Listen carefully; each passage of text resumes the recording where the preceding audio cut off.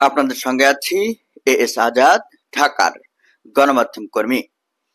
দেখুন, জামায়াত ইসলাম সহ ইসলামপন্থীরা যে গণভোটের দাবি তুলেছে, এই গণভোট কি আসলে আদৌ হবে, না সরকার ইনিয়ে বিনিয়ে নির্বাচন ঘনিয়ে আসার পর্যন্ত তারা বিভিন্ন কৌশলে সময় ক্ষেপণ করবে? সেরকম একটা বিরক্তিকর পরিস্থিতি তৈরি হয়েছে ইসলামপন্থীদের কাছে। তারা বলছে যে সরকার গণভোট না দিয়ে কোনো নির্বাচন করতে পারবে না। এখন ইসলামপন্থীদের এই দাবি আসলে সরকার মানবে কিনা, কিংবা যদি না মানে, ইতিমধ্যে ইসলামপন্থীরা সমাবেশের ঘোষণা দিয়েছে, এই সমাবেশ করলেই কি গণভোট দেবে? এরকম নানা প্রশ্ন সামনে আসছে। এ অবস্থায় জামায়াত সহ ইসলামপন্থীদের ক্ষোভটা কি আসলে, আসুন জেনে নিই। গণভোটের দাবিতে মহাসমাবেশের ঘোষণা জামায়াত সহ ৮ দলের। জুলাই জাতীয় সনদ বাস্তবায়নে আদেশ জারি এবং জাতীয় নির্বাচনের আগে গণভোট আয়োজন সহ ৫ দফা দাবি ১০ নভেম্বরের মধ্যে মেনে নিতে সরকারের প্রতি আহ্বান জানিয়েছে জামায়াত ইসলামী সহ ৮ দল। এই সময়ের মধ্যে দাবি মানা না হলে ১১ই নভেম্বর রাজধানী ঢাকায় মহাসমাবেশ করবে তারা।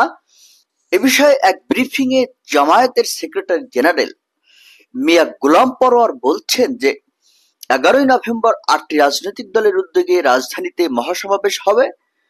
ঢাকার মহাসমাবেশে লাখ লাখ মানুষের পদভারে মুখরিত হওয়ার আগে সরকার যেন ৫ দফা দাবি মেনে নিয়ে জুলাই সনদের গণ আকাঙ্ক্ষার প্রতি সম্মান প্রদর্শন করে। তা না হলে ১১ই নভেম্বর ঢাকার চিত্র ভিন্ন রকম হবে। অর্থাৎ জামায়াতের পক্ষ থেকে সরকারের বিরুদ্ধে এক প্রকার হুমকি দেওয়া হচ্ছে যে তোমরা যদি আমাদের গণভোটের দাবি মেনে না নাও, তবে ঢাকায় জনসমাবেশ করে এমন পরিস্থিতি তৈরি করব যে তোমরা বাধ্য হবে গণভোট দিতে। সেরকম একটা হুমকির বিষয়টি আসছে। এর আগে জামায়াতের নেতা আব্দুল্লাহ মোহাম্মদ তাহের বলেন যে গণভোটের দাবি আদায় প্রয়োজনে আঙ্গুল বাঁকা করার হুঁশিয়ারি দেন তিনি। আপনারা চালাকি শুরু করেছেন, ঠিক আছে, কথা বলবো, এই বলবো, করতে করতে নির্বাচনের সময় ফেব্রুয়ারির কাছাকাছি চলে এসেছে। আপনাদের চালাকি আমরা বুঝি। আপনারা চালাকি করলে আমরা কি চুপ থাকবো?